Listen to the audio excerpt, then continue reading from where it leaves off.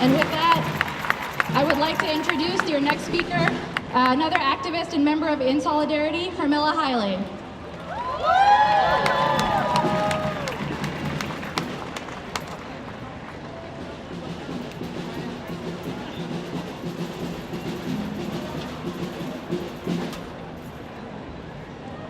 How are y'all doing, Dallas?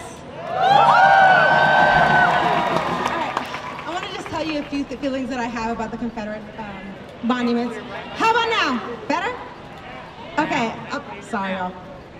Oh, okay. So these monuments are constant reminders that this country was never created for people like me, that Black people weren't meant to have basic human rights, let alone thrive in this country, that we were merely property that can be raped, mutilated, murdered at the slave owner's discretion. When I hear every reason as to why our society must preserve these monuments, they're missing something. They're conveniently ignoring the racist, violent, and oppressive history of the United States. Therefore, I refuse to sit quietly and revisit the monuments that idolize the subjugation of humanity. There is nothing about my identity, including my race, gender, sexual orientation, or religion, that makes me or anyone else inferior.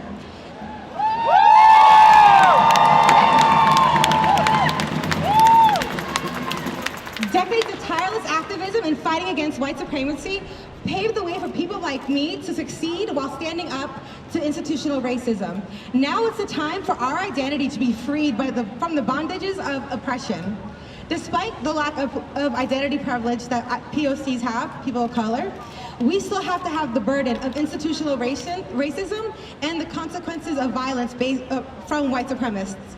However, but in my opinion, especially in these past couple of days, I've seen countless of people who necessarily don't have to deal with direct oppression like the way we do, stand up for us and tell us that we are heard and we are worthy. Yes.